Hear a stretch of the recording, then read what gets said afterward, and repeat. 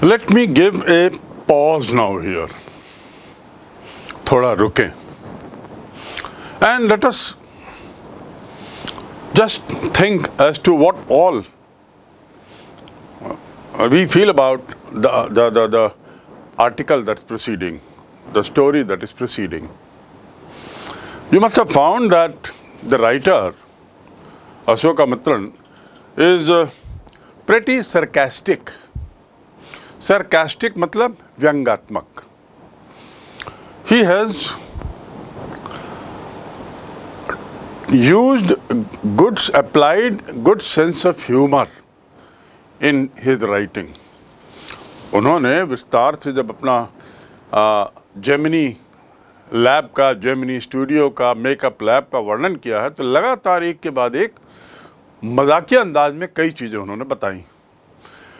For example, how I used to sit in a corner and just busy cutting paper. For example, the behavior of that office boy and the way he used to slap colors on the faces of the crowd. The way hierarchy was being strictly maintained, and so on and so forth. In the course of this,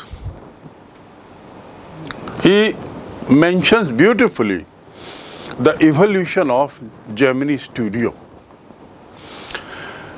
When we proceed further, we'll again find that same sense of humor continuously being seen, noticed in that article. एक के बाद एक लगातार व्यंग्यात्मक तरीके से हल्के फुल्के मजाक के साथ लेखक ने उस काल के स्टूडियो के दृश्य का वर्णन किया है. Let us proceed further to know a little more about Sabbu. Subbu, who was otherwise very talented. Here goes the article. You saw Subbu always with the boss. Subbu हमेशा अपने बॉस के साथ रहता था. But his name in the attendance roll was grouped under a department called the story department. वैसे तो वो boss के साथ ही घूमते रहता था, एक तरीके से उनकी छाया की तरह मंडराता रहता था उनके साथ साथ, लेकिन उसका जो नाम था अटेंडेंस रजिस्टर में, वो एक ऐसे ग्रुप में था जो ग्रुप था स्टोरी डिपार्टमेंट का, एक कहानी विभाग का. कहानी विभाग के लोगों के साथ उसका नाम डाला गया था. बिकॉज देखा जाए तो उसका तो वन मैन डिपार्टमेंट था, केवल फाइलों को बनाना न्यूज़पेपर की कटिंग से, उसमें कोई और तो था नहीं. तो इसलिए वो वन मैन डिपार्टमेंट ना करके स्टूडियो के मालिक ने उसका नाम किसी एक उसी के स्तर के डिपार्टमेंट में उसका नाम डाल दिया, और वो था कहानी विभाग. This story department also had one lawyer. Apart from writers and poets, लेखकों और कवियों का नाम तो उस रजिस्टर में था, उस विभाग में था, लेकिन उसके साथ एक लॉयर का नाम भी था, एक अधिवक्ता का नाम भी था, वकील का नाम भी था. This lawyer was also officially known as a legal advisor, कानूनी सलाहकार.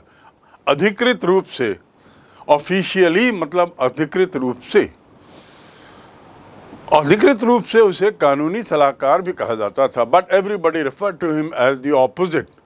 टू रेफर मतलब उसको एक तरीके से उल्टा बोलना, लेकिन हर कोई उसे उल्टा ही बोलते थे. कानूनी सलाहकार तो उसका नाम था, उसका दर्जा था, उसका ओहदा था, उसके पद का नाम था, लेकिन शायद उसकी गतिविधियां ऐसी थी कि लोग उसका उल्टा ही बोलते थे. मे बी गैर कानूनी सलाहकार, illegal advisor kind of thing. So This was another very funny thing about people in the Gemini studio. अब क्यों बोलते थे, क्या है, थोड़ा आगे इस पे जानेंगे. An extremely talented actress, extremely मतलब बहुत ज़्यादा talented, विलक्षण प्रतिभा वाली actress, who was also extremely temperamental, जो स्वभाव से बहुत तुनक मिजाजी थी. छोटी छोटी बात पे भड़क जाना, गुस्सा हो जाना, व्यवहार में बहुत तेजी से बदलाव आना, वो कहलाता है टेम्परामेंटल, तुनक मिजाजी व्यवहार. तो an extremely talented actress with an extremely temperamental attitude once blew over on the set. To blow over मतलब नाराज हो जाना, क्रुद्ध हो जाना. To blow over, blow माने वैसे फूंकना होता है, लेकिन blow over मतलब नाराज हो जाना. She blew over. किसी बात को लेकर मंच पर वो बहुत नाराज हो गई. And when everybody stood stunned, जब हर कोई भौचक्का था उसके इस व्यवहार पे. टू बी स्टन्ड मतलब भौचक्का हो जाना. I was stunned to see him driving motorcycle. I was stunned to see a 100-year-old man driving motorcycle. मैं 100 साल के व्यक्ति को मोटरसाइकिल चलाते हुए भौचक्का हो गया. It was a stunning performance. ऐसा परफॉर्मेंस जिसने सबको भौचक्का कर दिया, उसे कहेंगे stunning performance. Many a time Ravindra Jadeja has taken stunning catches. Ravindra Jadeja ने बहुत बार ऐसे कैच लिए हैं जो सबको भौचक्का कर देते हैं. This is called stunning. So when everybody was stunned, as everybody stood stunned, the lawyer quietly switched on the recording equipment. जब वो बहुत नाराज हो रही थी और अपनी नाराजगी को बता रही थी और सब भौचक्के थे, उसी समय ये लॉयर ने क्या किया, switched on the recording equipment. जो उसका रिकॉर्डिंग इक्विपमेंट था, जिसमें फिल्म की शूटिंग के दौरान लोगों की बात रिकॉर्ड होती है, उस रिकॉर्डिंग इक्विपमेंट को चला दिया. Switch on, to switch on मतलब चालू करना, स्विच ऑफ माने बंद करना. तो he switched on the recording equipment. When the actress paused for breath, pause for breath, सांस लेने के लिए जब वो थोड़ी रुकी, तो लॉयर ने उससे कहा 1 मिनट प्लीज, एक बार थोड़ा रुके. वो गुस्सा हो रही थी, बड़बड़ा रही थी, चिल्ला रही थी, नाराज हो रही थी, और उसने रिकॉर्डिंग ऑन कर दिया. तो उसका एक गुस्सा और ये सब उसमें रिकॉर्ड हो गया. किसने ऑन किया? लॉयर महोदय ने. और जब वो थोड़ा गुस्से क्रोध में, जब थोड़ा सा उसने अपने को रोका सांस लेने के लिए, इससे पहले वो आगे गुस्सा होती, लॉयर ने कहा 1 मिनट थोड़ा रुकेंगे, और ऐसा कह के उसने उस मशीन को ऑन कर दिया, अर्थात उनकी आवाज़ को सुनाया. 1 minute please, and played back the recording of what all she had said in anger. गुस्से में उसने जो भी कहा था वो तो उसने रिकॉर्ड कर लिया वकील ने, और अब यहाँ उसको कहा मैडम 1 मिनट रुकिए, सुनिए थोड़ा, और उसको सुना दिया. देयर वॉज नथिंग इनक्रिमिनेटिंग और अनमेंशनेबली फाउल. उस रिकॉर्डिंग में जितना उसने किया था, उसमें निर्माता के विरुद्ध अभिनेत्री के क्रोधपूर्ण जो भाषण था, जो दे रही थी, गुस्सा दिखा रही थी, उसमें निर्माता के विरुद्ध उसने कुछ भी दोषारोपण नहीं किया था, कुछ अकथनीय या गंदी बात नहीं कही थी, कुछ भी नहीं था, लेकिन गुस्से का इजहार कर रही थी किसी बात को लेकर. लॉयर ने उस बात को सुना दिया. There was nothing incriminating. Incriminating मतलब जैसे कहेंगे दोषारोपण से परिपूर्ण, आपत्तिजनक. इनक्रिमिनेटिंग मतलब आपत्तिजनक. And there was nothing incriminating और अनमेंशनेबली फाउल. और ऐसा भी अकथनीय कोई बात नहीं थी. फाउल माने बुराई, फाउल माने कोई बुराई. ऐसी कोई अकथनीय बात भी नहीं थी। किसके खिलाफ? निर्माता के खिलाफ। In the tirade against the producer. Tirade माने जो तेजी से भाषण दे रही थी, जो तेजी से ब्ला ब्ला ब्ला करके जो सुनाई जा रही थी, उसे कहते हैं टिरेड। तेजी से बहुत अपना गुस्सा दिखाना, नॉन स्टॉप बोलते जाना, एक तरफा बोलते चले जाना, उसे कहेंगे टिरेड। तो वो टिरेड में ऐसा आपत्तिजनक कुछ भी नहीं था, कुछ भी गंदी बात नहीं थी।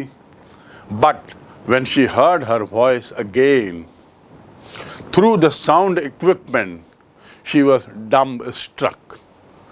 लेकिन जब उसने अपनी आवाज़ सुनी, उस एक्ट्रेस ने, लॉयर ने जब रिकॉर्डिंग को चलाया, और चलाने के बाद जब इस एक्ट्रेस ने अपनी आवाज़ सुनी, तो शी वॉज dumbstruck। डम्ब मतलब गूंगा, स्ट्राइक से बना स्ट्रक, और वो भौचक्की हो गई, वो गूंगी हो गई। गूंगी हो गई मतलब एकदम कहना चाहिए कि कुछ बोल नहीं सकी, एकदम घबरा गई, जबकि उसमें कोई गलत बात उसने नहीं कही थी। अपने गुस्से का इजहार किया था कि बस किसी बात को लेकर, और यहाँ उसको नाराज़गी किस बात, क्यों डम्बस्ट्रक हो गई, इतना क्यों हड़बड़ा गई? क्योंकि उसको अंदाज नहीं था कि उसका ये गुस्सा रिकॉर्ड हो रहा है।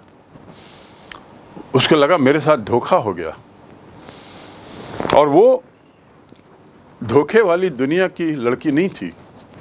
When she heard her voice again through the sound equipment, she was dumbstruck.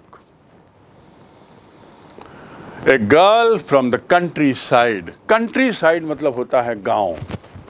Countryside यानी गांव। याद रखेंगे, village and countryside is same. Countryside माने गांव। She was from a countryside. वो एक गांव से आई हुई महिला थी, एक्ट्रेस थी। She hadn't gone through all stages of worldly experience. दुनियादारी के हर पड़ाव से वो नहीं गुजरी थी। वो तो एक गांव से आई हुई एक्ट्रेस थी, बिल्कुल नई नहीं थी। दुनिया में, दुनिया की शानो शौकत, दुनियादारी में उसने तो अभी पैर रखा था, कदम रखा था। तो ग्रामीण पृष्ठभूमि से आई हुई लड़की, ये एक्ट्रेस, उसने तो दुनियादारी ऐसी देखी नहीं थी, और वर्ल्डली एक्सपीरियंस, दुनिया के ऐसे अनुभवों से उसका सामना नहीं हुआ था जो सामान्यतया generally precede a position of importance and sophistication on that she had found herself catapulted into. Catapult क्या होता है? आप गांव में या शहरों में भी कई जगह एक लकड़ी का वाई शेप में एक टुकड़ा बनाते हैं, पेड़ के तने को ऐसा काटते हैं कि वाई शेप निकले, और उसके बाद उसमें चमड़े की पट्टी और फिर ऊपर एक रबर, टायर का रबर, और फिर उससे क्या बनता है? गुलेल। गुलेल को कहते हैं अंग्रेजी में कैटापल्ट। तो गुलेल का क्या काम है? किसी पत्थर को बहुत दूर उछाल देना, ऊपर उछालना, बहुत ऊंचाई तक उछालना।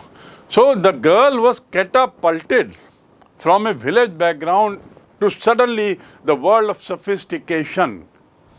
बहुत सोफिस्टिकेटेड वर्ल्ड, बहुत ऐसी दुनिया में आ गई थी जहां उसका बहुत महत्व था, बहुत सोफिस्टिकेटेड, अलग ढंग की दुनिया में वो अचानक अपने को पाती है।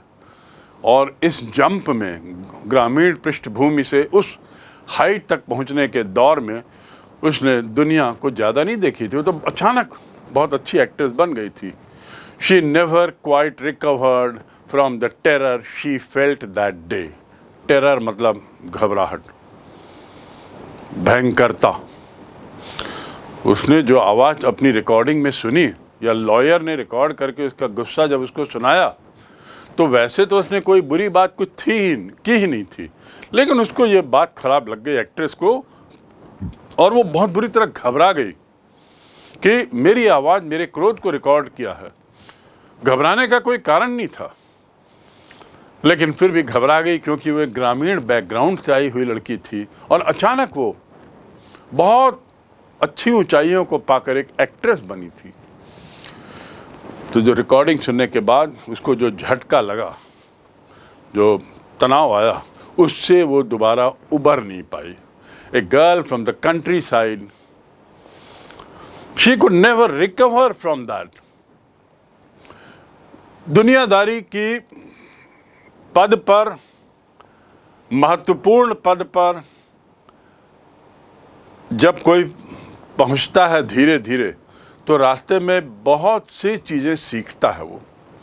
लेकिन जो अचानक ऊपर पहुंच जाए, जैसे कि एक्ट्रेस थी और प्रसिद्धि की ऊंचाइयां पाले अचानक, तब बहुत संभल के कदम रखना पड़ता है, बहुत तनाव आ जाता है। वही तनाव इसको आया। उस शौक से वो दोबारा उबर नहीं पाई। उसने जिस पद पर अपने को अचानक चढ़े हुए पाया, जिस ऊंचाई पर, उसको मालूम था कि अधिकतर लोगों को उस ऊंचाई में पहुंचने पे बहुत पापड़ बेलने पड़ते हैं, लेकिन ये तो अचानक पहुंच गई थी, और वो भी ग्रामीण पृष्ठभूमि की। तो ये रिकॉर्डिंग को, अपनी आवाज़ को रिकॉर्ड को सुनकर वो एकदम तनाव में आ गई, और she never quite recovered from this situation, from the terror. बहुत ज़्यादा घबरा गई।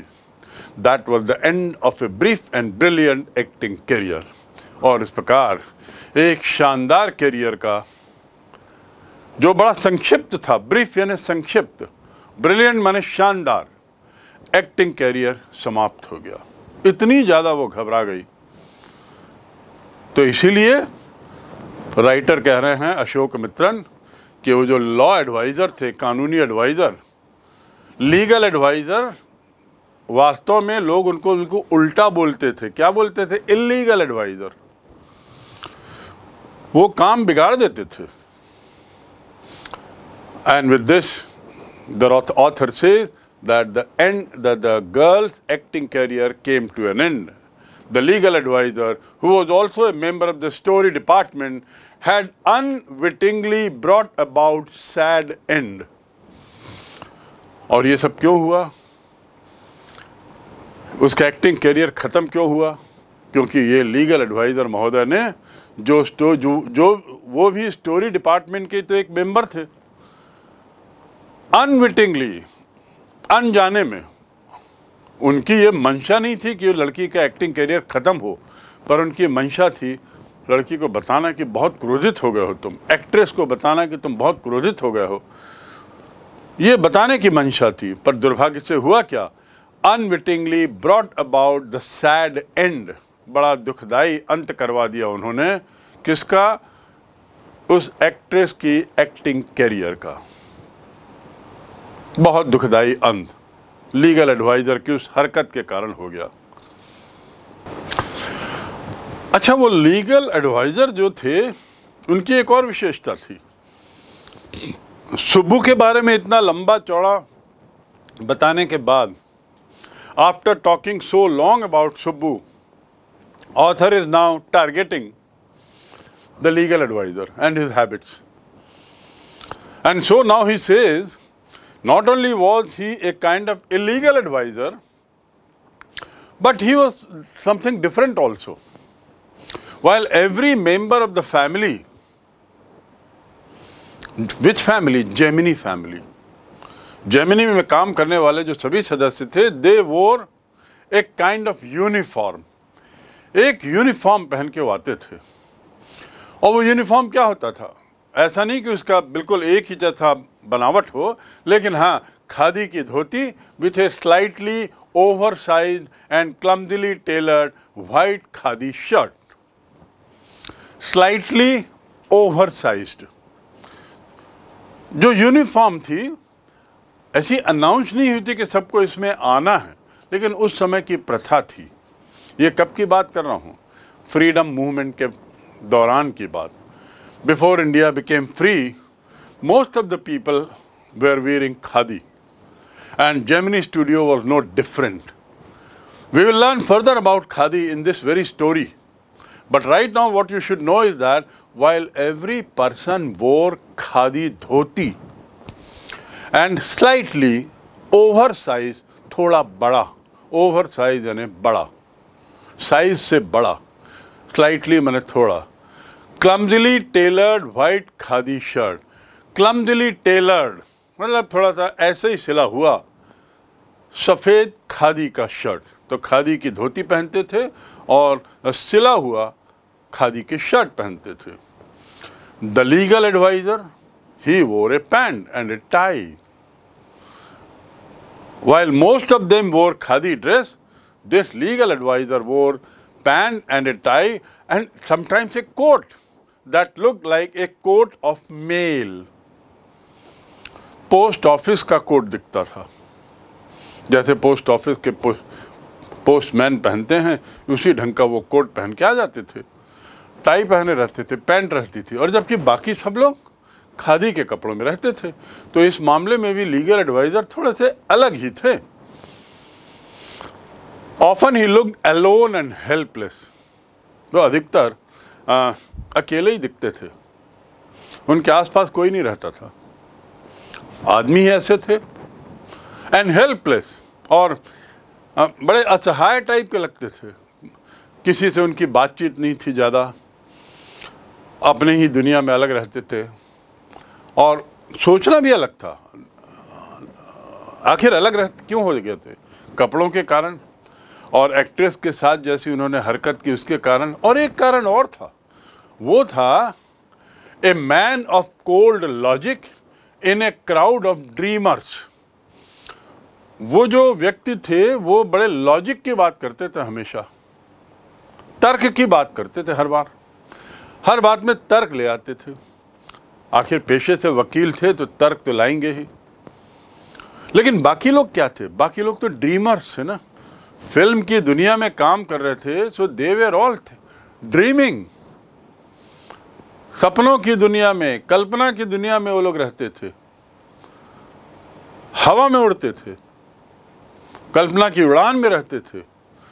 तो इस कारण भी ये महोदय अपने को अकेला पाते थे, असहाय पाते थे, असमंजस में पाते थे, और बाकी लोग भी उनसे दूर रहते थे क्योंकि ये हमेशा तर्क और तार्किक की बातें करें। तो he was a man of cold logic. Logic जो होता है तर्क, उसको ऑथर ने कहा है कोल्ड। कोल्ड माने ठंडा, कोल्ड लॉजिक मतलब नीरस तर्कों की बात करते थे। यहाँ कोल्ड माने होगा नीरस, जिसमें कोई इंटरेस्ट ना हो। तर्क जो होता है, तर्क तो सीधी सादी बात होती है, बिल्कुल स्ट्रेट बात, उसमें आप कुछ जोड़ नहीं सकते। लेकिन कल्पना की उड़ान में तो आप बहुत कुछ बोल सकते हो। तो ये कोल्ड तर्क है। So a man of cold logic in a crowd of dreamer, that was another reason why he was different. A neutral man in an assembly of Gandhiites and Khadiites. और इस प्रकार एक तरीके से एक न्यूट्रल आदमी था।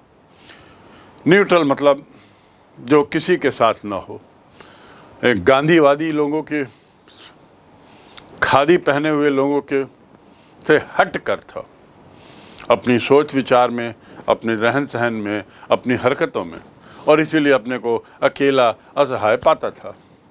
Like so many of those who were close to the boss, he was allowed to produce a film, and though a lot of raw stock and pancake were used on it, not much came out of the film. Though means yadyapi. Though means yadyapi. Like so many of those who were close to the boss. Boss के जो निकट थे, उनको, बहुत लोगों को boss ने film बनाने का मौका दिया था, और उसी प्रकार लीगल एडवाइजर को भी मौका मिला। और जब उन्होंने फिल्म बनाई तो बहुत पैनकेक का उपयोग किया, खूब सारे मेकअप मटेरियल का उपयोग किया, लॉट ऑफ रॉ स्टॉक और बहुत सारे माल का उपयोग किया। एंड पैनकेक्स वेर यूज, लेकिन not much came out of it, उससे ज़्यादा कुछ मिला नहीं। अर्थात बहुत पैनकेक खर्च हुआ, बहुत सामान लगा, लेकिन फिल्म चली नहीं। It was a kind of flop.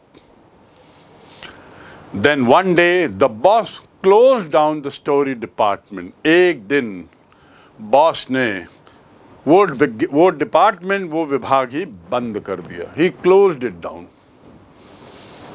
And this was perhaps the only instance in human history where a lawyer lost his job. और इस प्रकार ये एकमात्र उदाहरण संभवतः दुनिया के इतिहास में बन गया।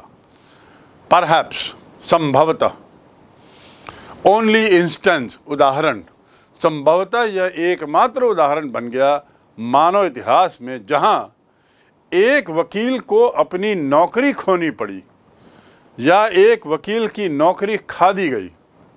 क्यों? Because poet were asked to go home. क्योंकि स्टोरी डिपार्टमेंट बंद हुआ तो कवियों को कहा गया भाई अब आप लोग अपने अपने घर जाएं, अब ज़रूरत नहीं है। तो परिणाम क्या हुआ? जब डिपार्टमेंट ही बंद हो गया तो ये जो सज्जन थे, जो महोदय थे, लीगल एडवाइज़र, इनकी भी नौकरी ख़त्म हो गई। और इस प्रकार राइटर से कि again with this great sense of humour कि वकील जैसा आदमी जो तर्क में बातें करता हो संभवतः पहली बार नौकरी खोया होगा। और ये उसका एकमात्र उदाहरण मानव इतिहास में संभवतः है। बहुत हास्यास्पद बात उसने कही है लेखक ने। So this is how we find this chapter. Incriminating means क्या होता है? Temperamental तो मैंने बताया तुनक मिजाजी। To blow over मतलब उड़ा देना, शांत कर देना। Incriminating मतलब दोषारोपण वाले, दोषारोपण जिसमें किया हो। She never said anything which was incriminating, आपत्तिजनक, दोष लगाते हुए बात कुछ नहीं था। tirade I told you, एक बड़ा क्रोधपूर्ण भाषण, गुस्से में दिया गया भाषण जो होता है वो टिरेड, जिसमें एक पक्षी आप लगातार बोलते चले जा रहे हो। और she was stuck dumb, that means ना बोल पाई, बिल्कुल चुप हो गई।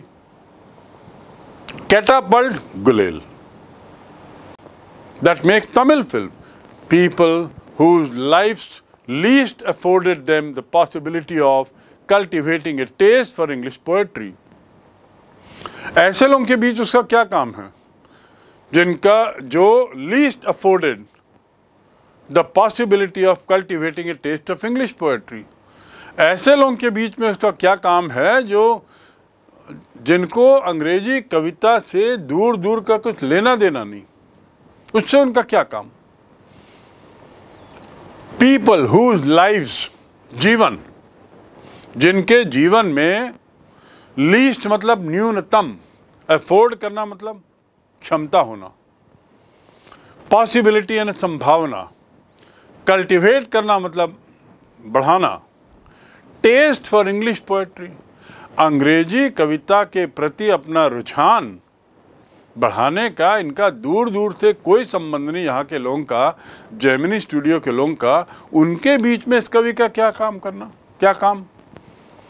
ऐसा स्टूडियो जो तमिल फिल्में बनाता है, बड़ी सीधी सादी सरल फिल्में, उनके बीच में आके भाषण देने का क्या काम। So we were all baffled. हम लोगों को बड़ा अजीब लगा कि आखिर चक्कर क्या है।